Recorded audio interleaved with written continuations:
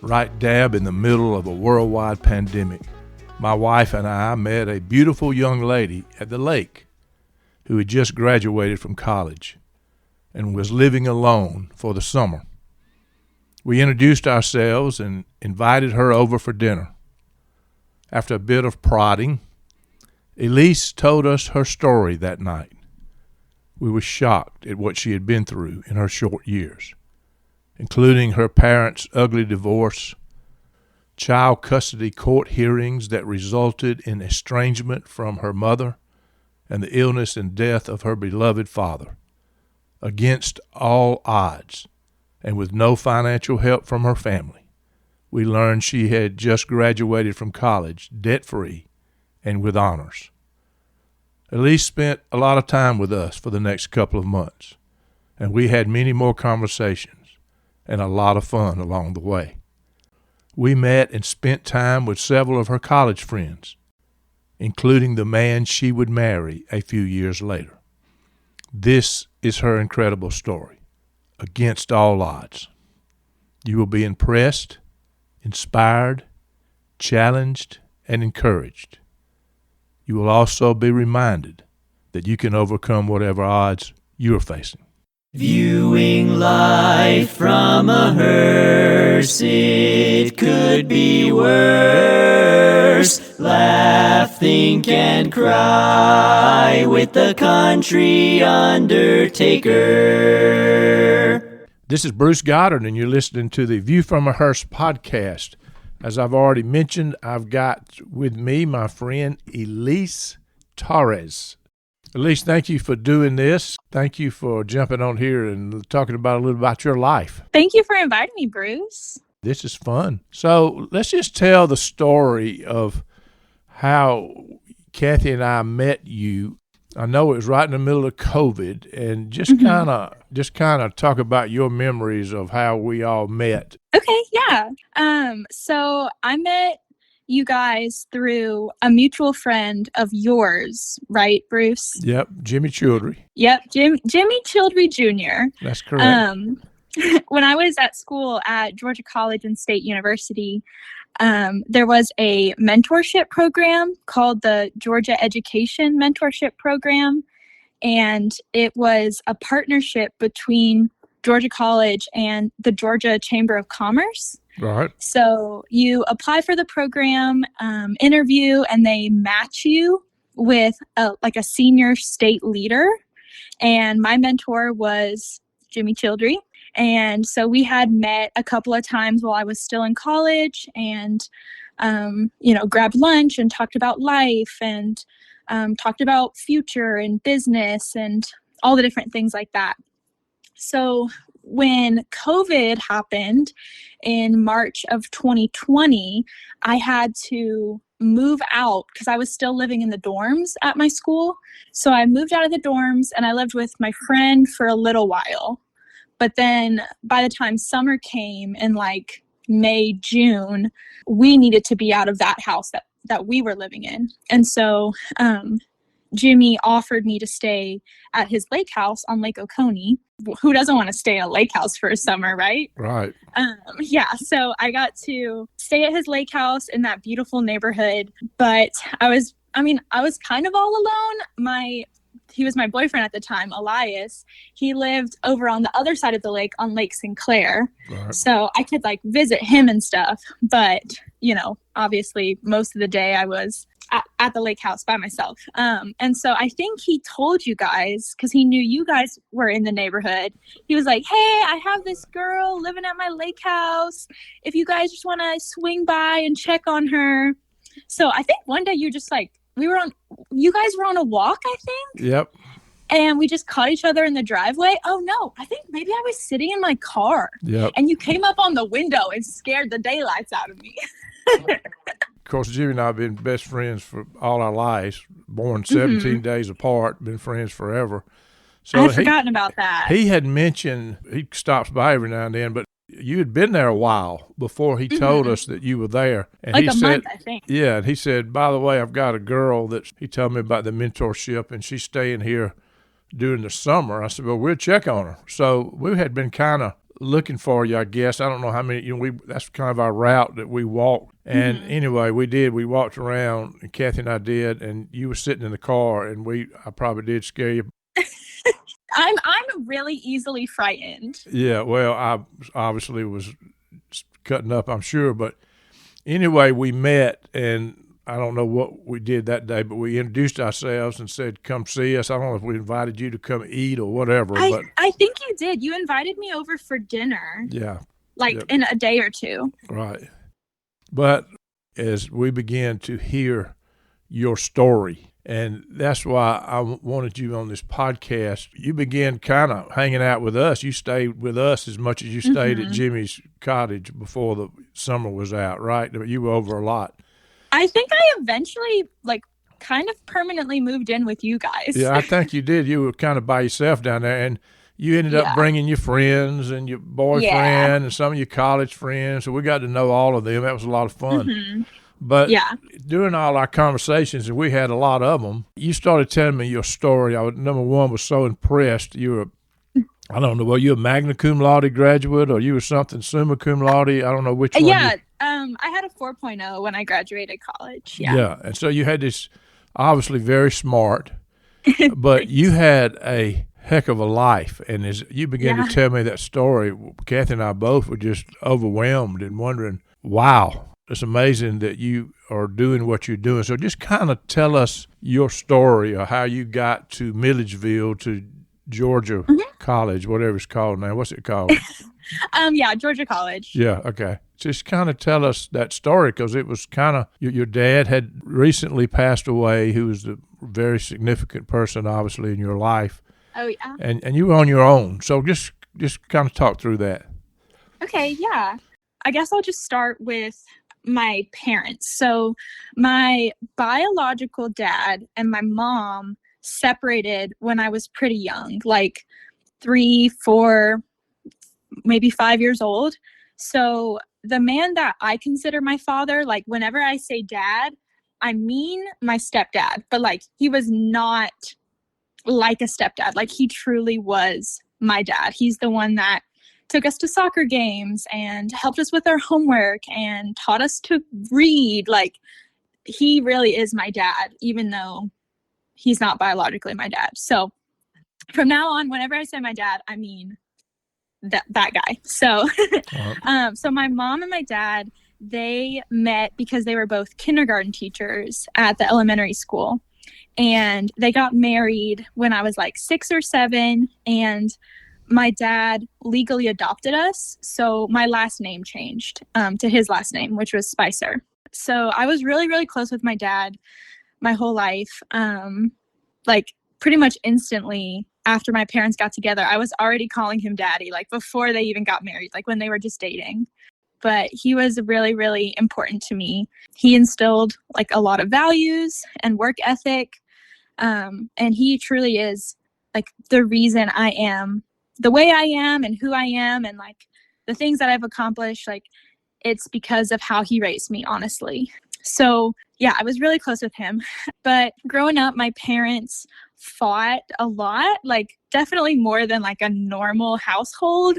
It wasn't unusual for my dad to tell me to go take my younger siblings. He'd be go take the kids outside, while my mom and dad were fighting, because they didn't want us to hear cabinet doors and pots and pans slamming and stuff like that.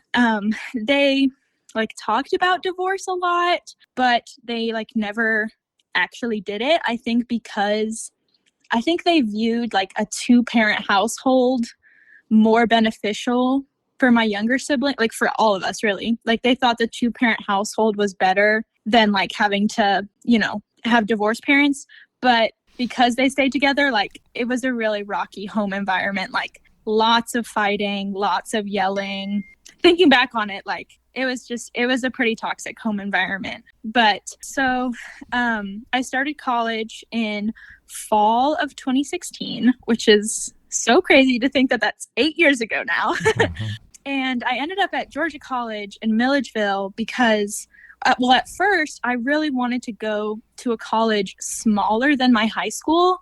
I really wanted to go to a 3,000 or less person-sized university.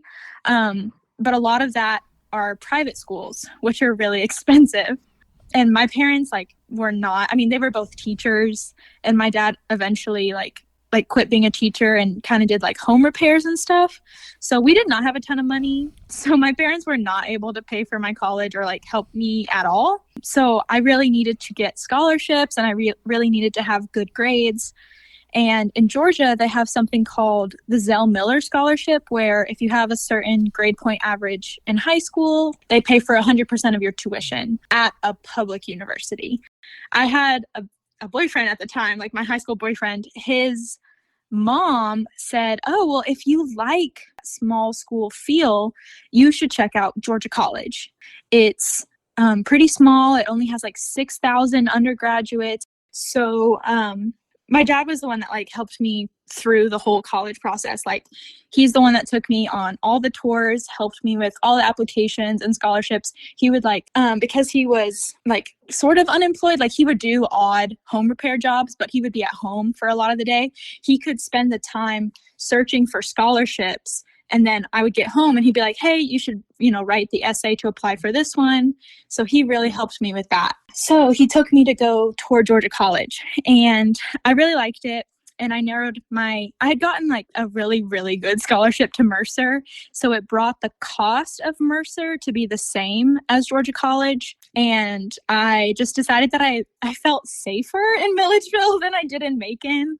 And the dorms were a lot nicer. So yeah, that's how I ended up at Georgia College. What struck me is when you were telling the story, you were really on your own, and I know you're going to talk about your dad's illness, but you were financially, when you went to college, you had no help from anybody except for scholarships and you working through college, right? Yeah, I did. I worked all through college. I had a couple of different jobs. One of them was being an RA in the dorms, which was really helpful because you get paid what it cost for housing. So my paycheck equaled what I paid for housing. So it was kind of like free housing, but not free from the beginning. Right. So yeah, I did. I worked all 4 years. I had a job and kept the grades up. Was in a ton of honor societies and stuff, like the GEM leadership program, a leadership certificate program, honor societies for French and housing and grades, and just a lot of clubs. But I like keeping busy. That's I like having things to do. Wow.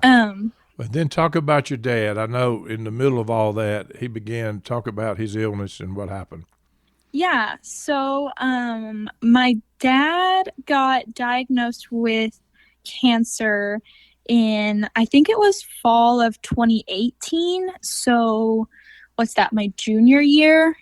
He had been sick before that, but we didn't know what it was. But it was actually diagnosed with cancer in fall of 2018, and he had nasal pharyngeal cancer. So it's in your nasal cavity, in your throat, that kind of area, head and neck. And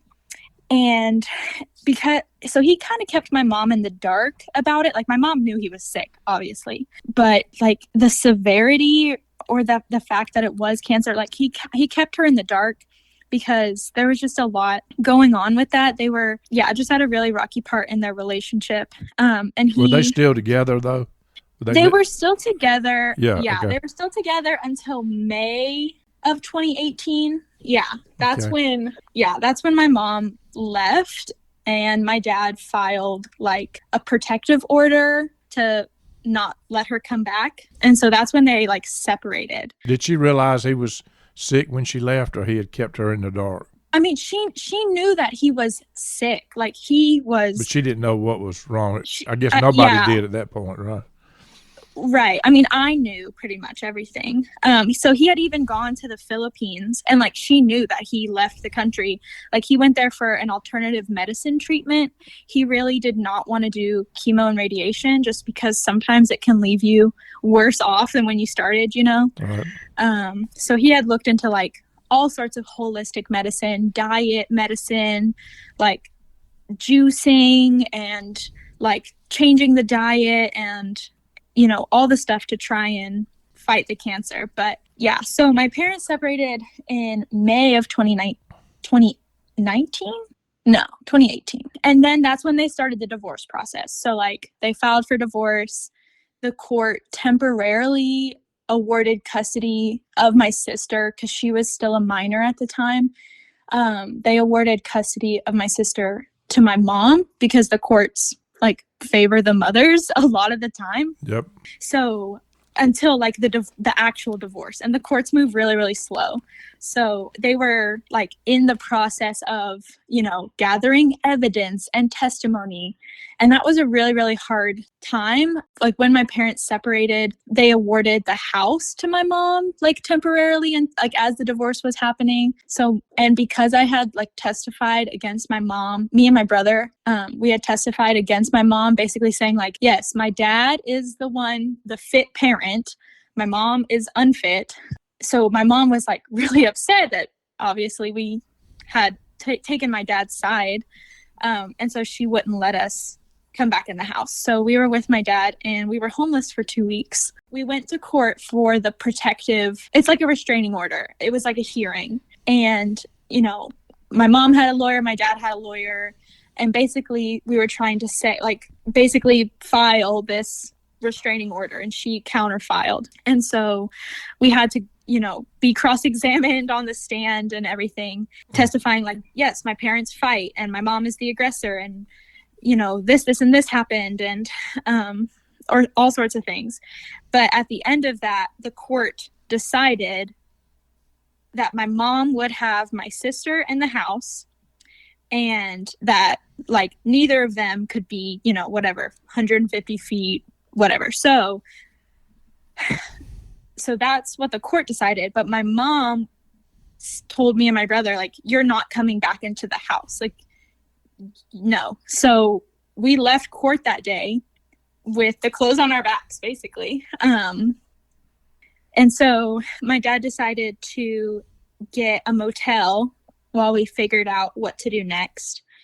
How old were you then, and how old was your brother?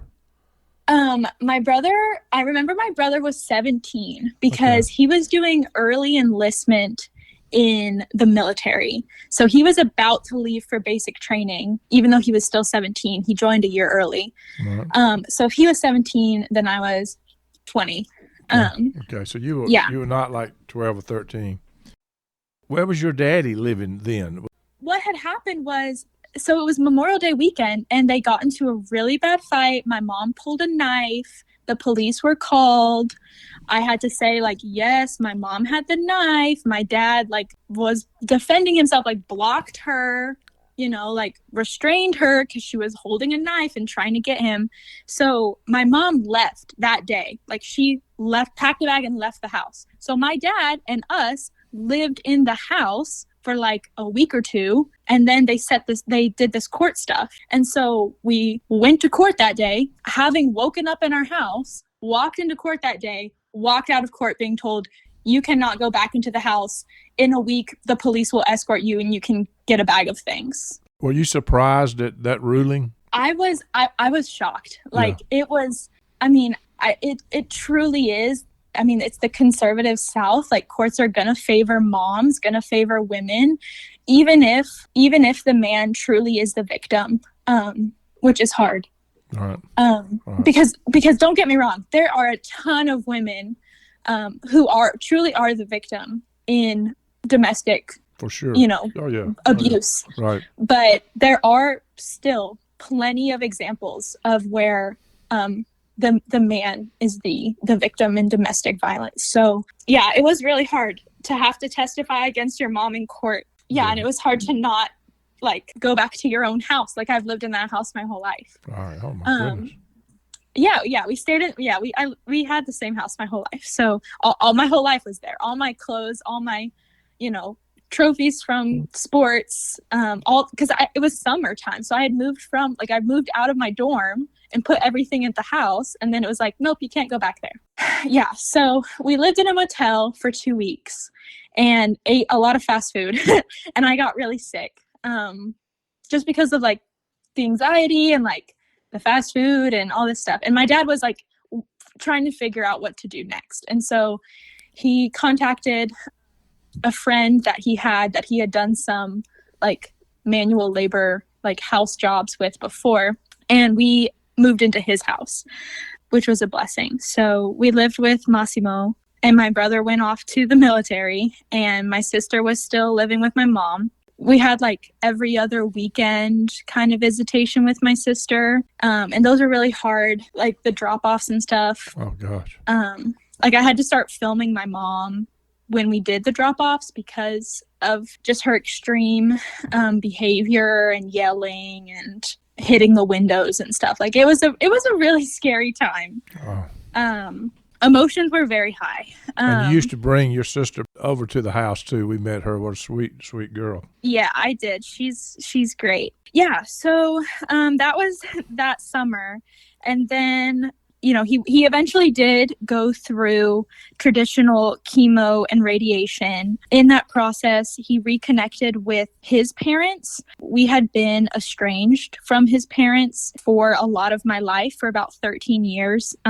They had a major disagreement, and he made the decision to keep his family away, like his kids away from his parents and stuff. So I didn't really know my grandparents growing up. But when he started this chemo and radiation, he had reconnected with them. And that was really, really important to repair that relationship. I'm talking to my friend Elise Torres. She's telling the story of her life. There's more to come. We'll be right back.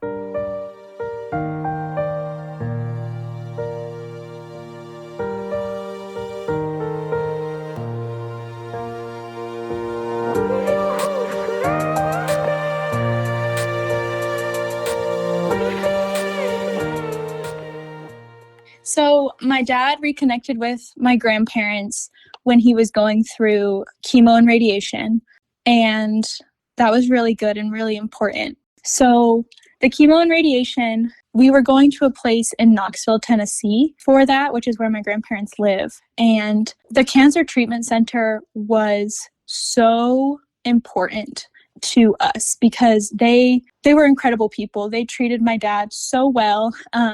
I remember that his first treatment was on my 21st birthday. So I spent my 21st birthday in the hospital with my dad for his first chemo and radiation. And that was the first day that I saw my grandparents after not seeing them for 13 years. And they had got me like a birthday cake. Wow. I just remember feeling so strange. Like it was a vanilla birthday cake. And I was like, oh, well, they got vanilla because they don't know me, and they don't know me at all and know my favorite flavor, which is fine. It was so sweet that they got me a birthday cake anyway. Absolutely.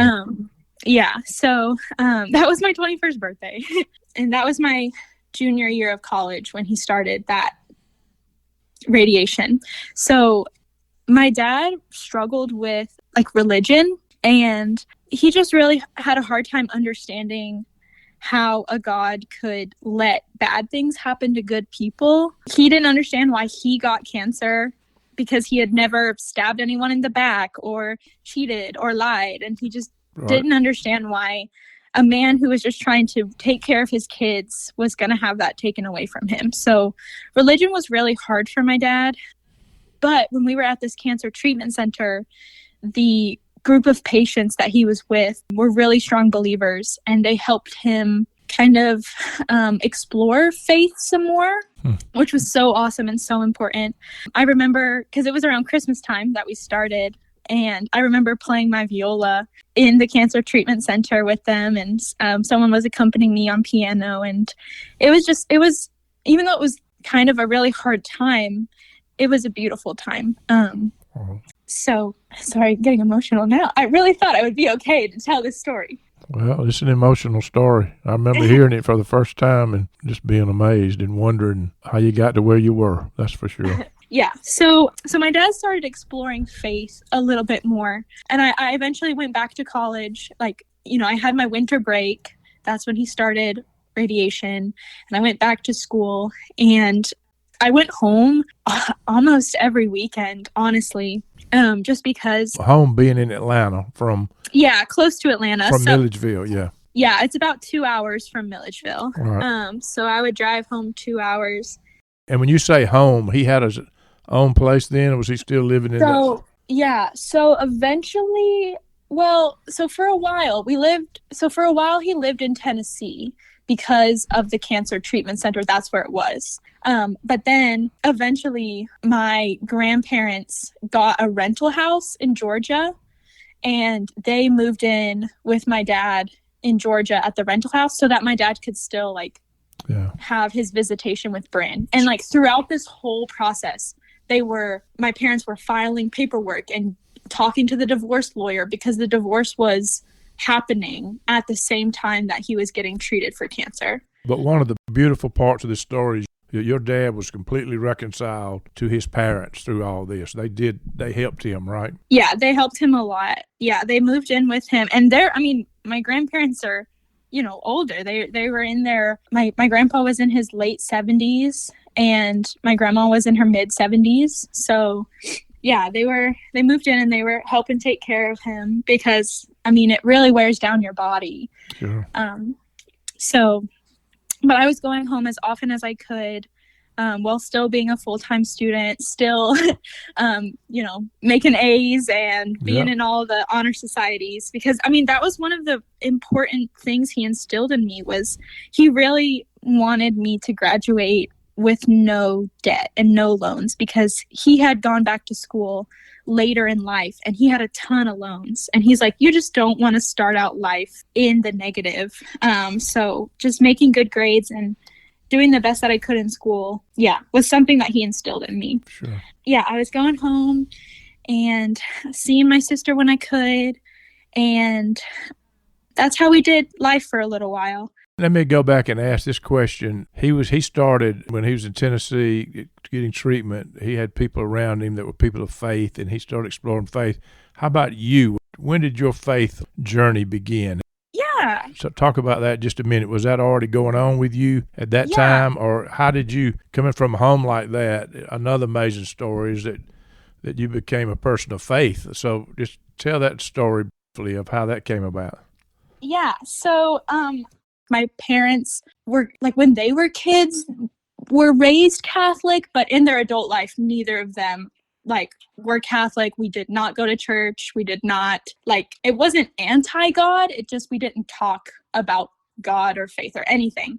But then in middle school, I had some friends that went to this thing on Friday mornings at our middle school called Campus Thrive, and they would play worship songs and have a little lesson.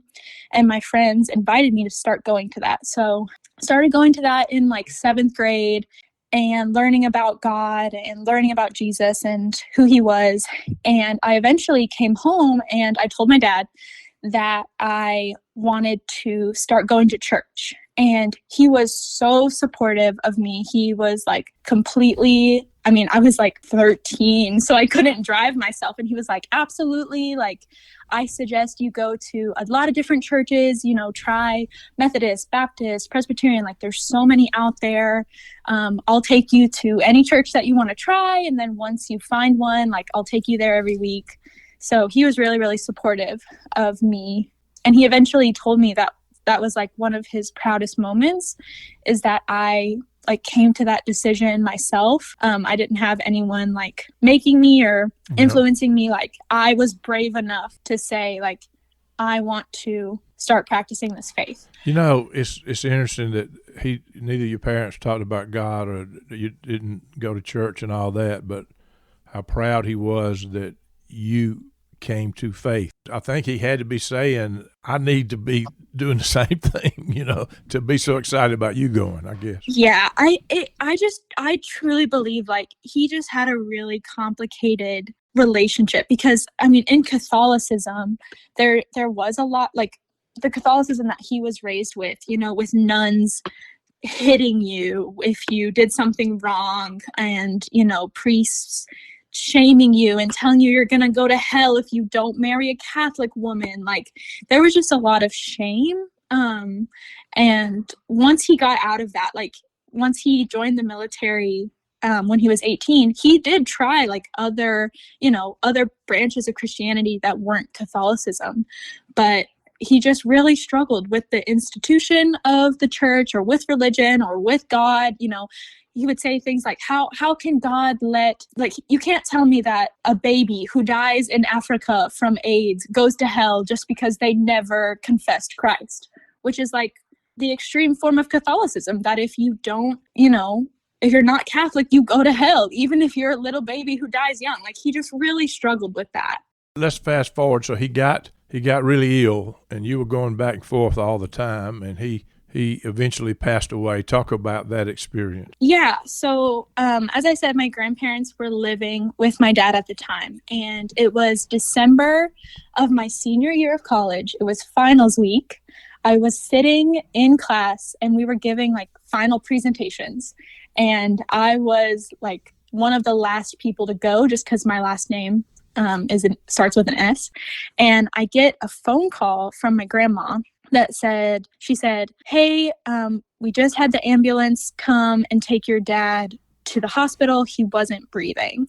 They resuscitated him, but like, he's at the hospital. I think you need to come home. I think this is it.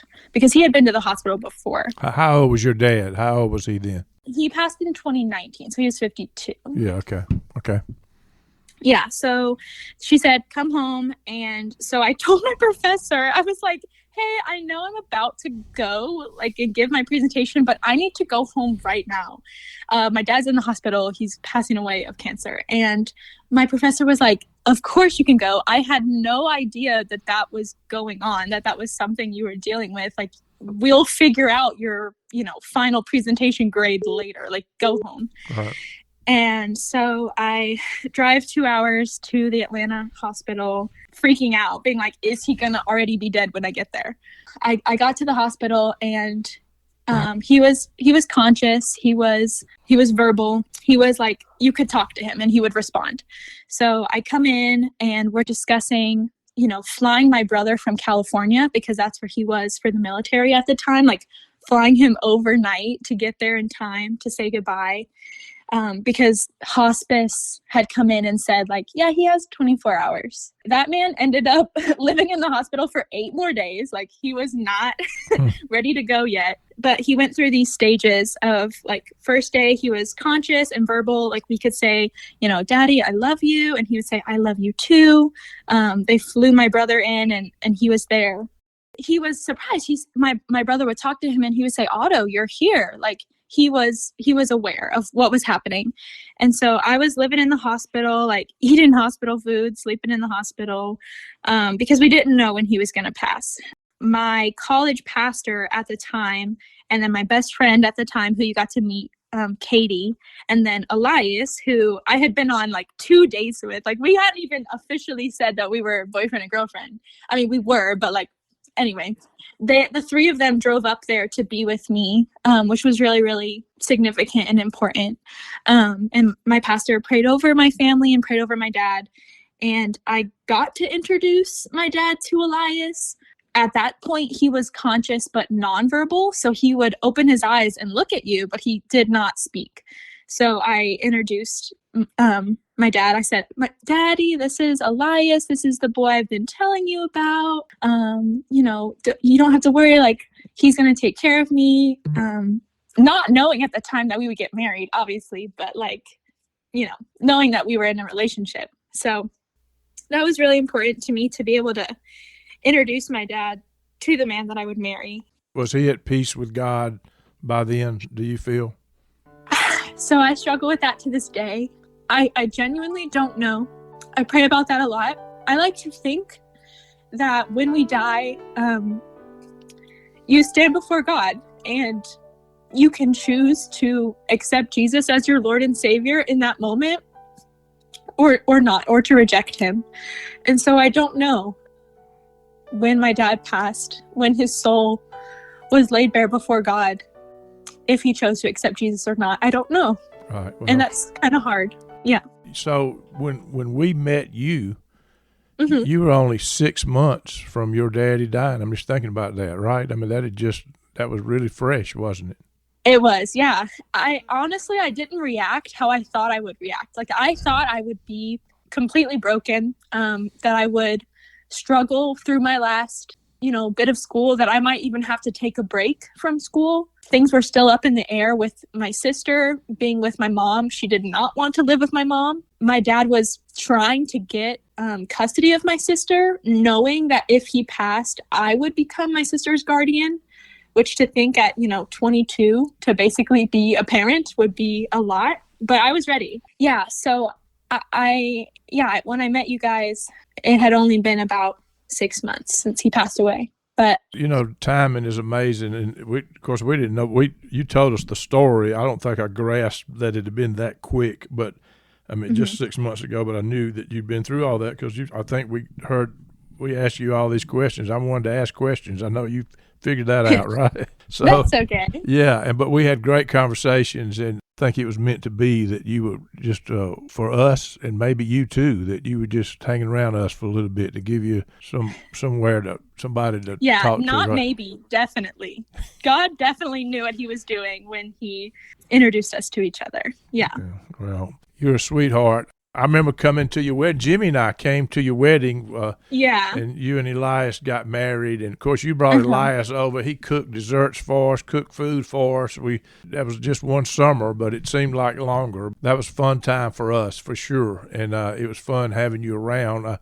We knew you were special. To go through what you did, I think the answer to your question is, I don't know if it was your question, but you mentioned you figured you would fall apart. I think your dad had instilled in you to go after life, and that's what picked up. So what his gift to you was keep doing life, and that's what you did, and you would have thought you couldn't, but that was instilled in you. That was part of who you were. So you graduated with a 4.0. You had, I remember going through with you. You didn't know what you were going to do. You were trying to figure out about a job. And folks, I want to tell you, I don't know who's going to be listening to this. We got people all over. I'm not advertising for Elise, but listen, this is one smart gal. And if you've got something, you need to meet her. If you're running a business or you're running an organization, you need to meet her. She's full of wisdom, and she's been through a lot, and she learned a lot. At least let me ask you this, and I'll cut it out if you don't want to talk about it. Have you been able to reconcile with your mom? I have. It has taken time, of course. Yeah, it took a long time, but as the years have passed, I have gone to counseling, talked through some of that stuff with my mom. There's two parties in every relationship, right? So both contributed to the toxicity of the relationship. No one's perfect. Sure. My mom made mistakes. My dad made mistakes. So yeah, we're still working on it.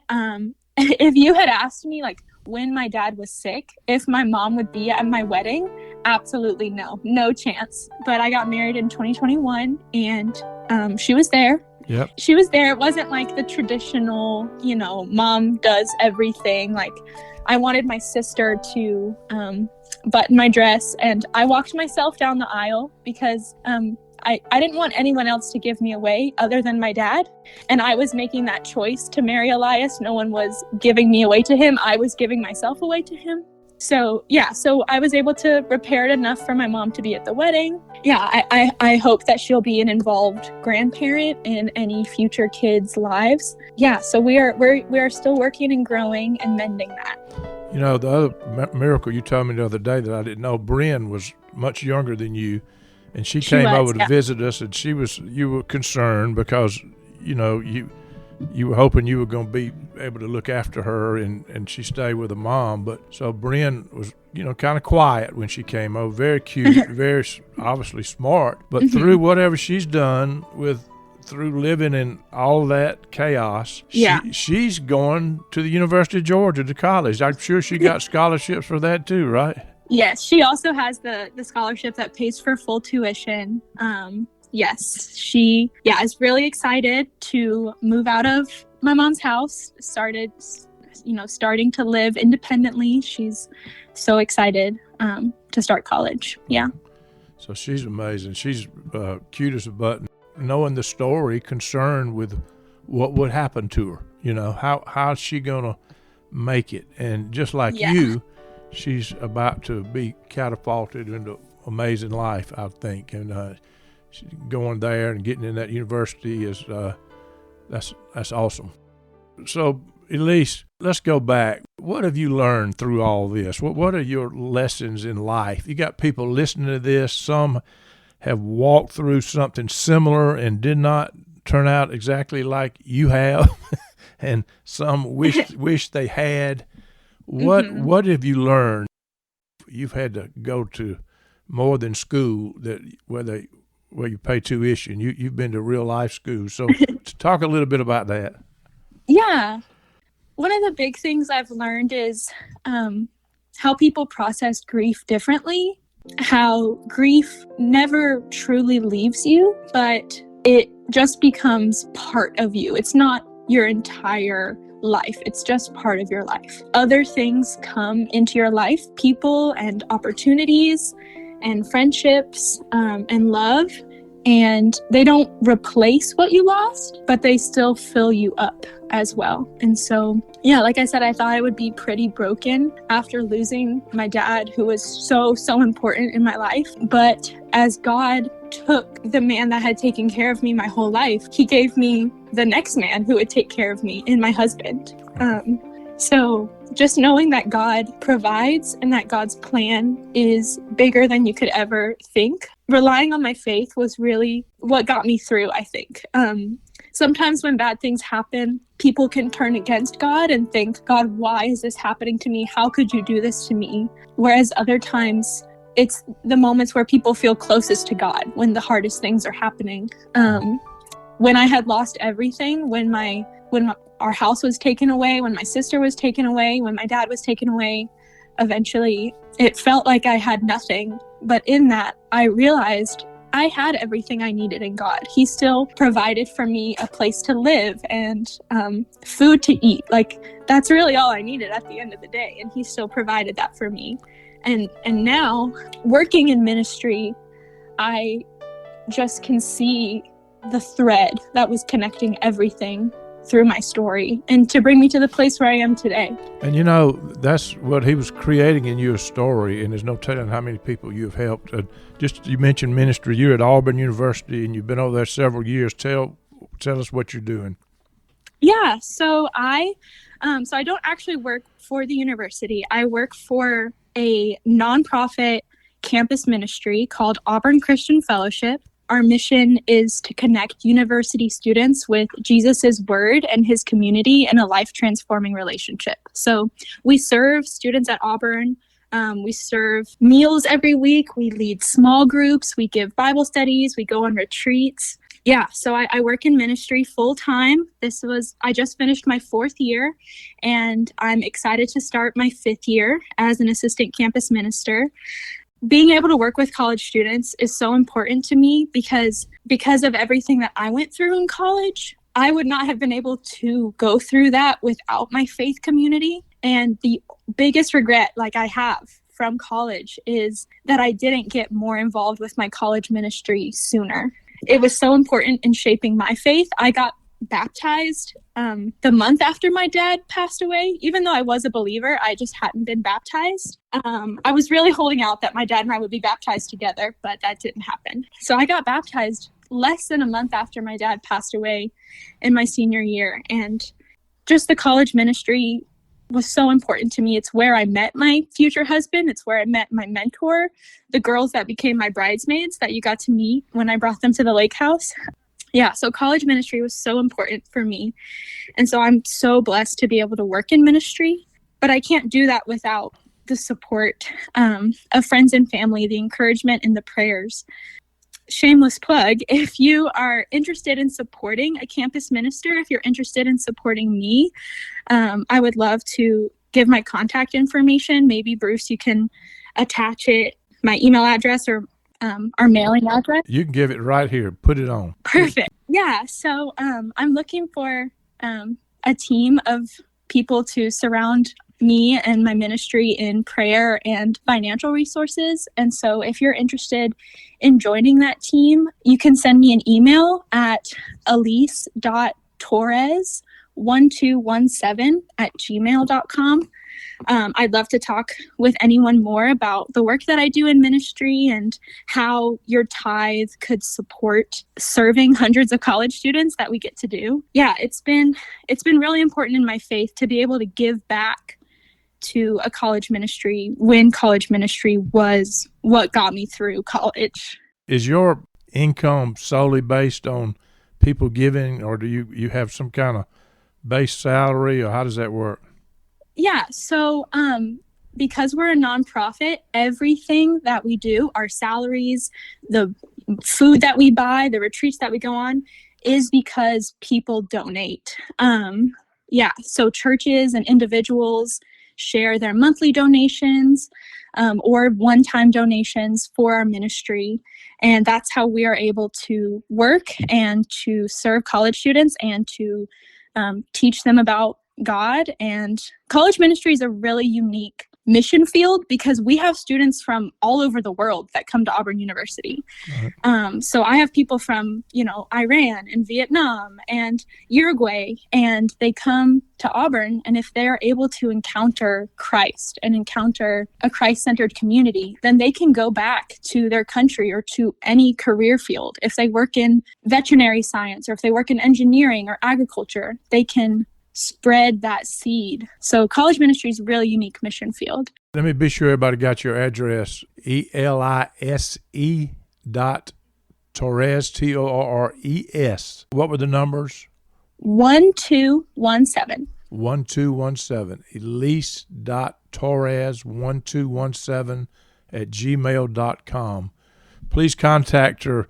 Elise, on the end, I'll never forget it. I laugh at it. I don't know if we've ever talked about it, but you met us, and I think all your friends, knew you had moved to the lake and were living over there by yourself. And all of a sudden, they look on Facebook and they see a picture of you with just elderly folks on a boat, and they said, "You be careful. Who in the world is that you're with?" You remember? Right. That was great. I mean, people, this is just the world we live in. But I knew you guys were God-sent people into my life, and I'm so grateful. And I'm sure you remember when you and Jimmy came to my wedding, you guys got there just a little late. Yep. Right before I was about to walk down the aisle. Everyone else had already gone into the chapel, and you guys showed up, and I just was so relieved to see you. And I said, I'm so glad my two father figures are here to see me get married. So both you and Jimmy have just made such an impact in my life, and I'm so grateful for your love and for your support. People really are the reason that we keep going. We keep going because there's a lot of love out there to give, and there's relationships to be had and relationships to be formed. The neat thing is you don't have to plan it. If you just being who you are and talking to people and listening to people, the relationships come. And we never intended. All we were doing was saying, "Come over and hang out with us. We're here." And and you never know what's going to turn out. Elise, you're special, dear. I love you very much. Kathy loves you very much. I love you both. Viewing life from a hearse, it could be worse. Laugh, think, and cry with the country undertaker.